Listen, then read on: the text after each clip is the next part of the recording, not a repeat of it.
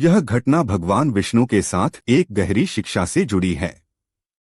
एक दिन सत्यभामा, जो भगवान विष्णु की प्रिय पत्नी थी, ने भगवान से यह प्रश्न पूछा। प्रभु, आपने हमेशा मुझे श्रेष्ठ और प्रिय बताया है, लेकिन क्या सच में मेरी भक्ति सबसे उत्तम है? सत्यभामा के मन में यह विचार उठने लगा कि क्या भगवान विष्णु की सबसे प्रिय पत्नी होने के नाते उनकी भक्ति सबसे श्रेष्ठ होनी चाहिए।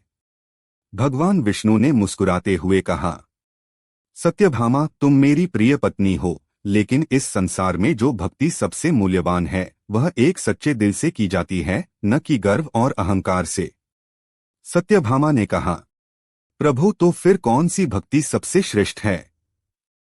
भगवान विष्णु ने उत्तर दिया, देखो, मैं तुम्हें बताता हूँ।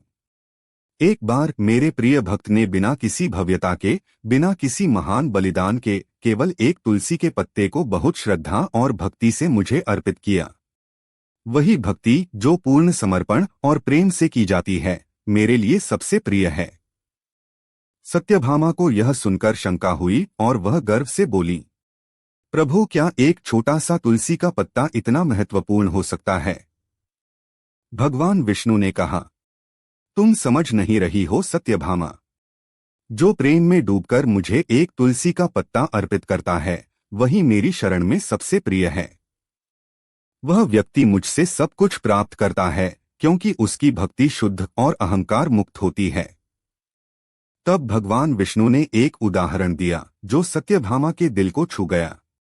उन्होंने कहा, देखो, तुम्हारी भक्ति में कोई कमी नहीं है, लेकिन कभी कभी हम अपने अहंकार में सच्चे भाव से नहीं पूजा करते।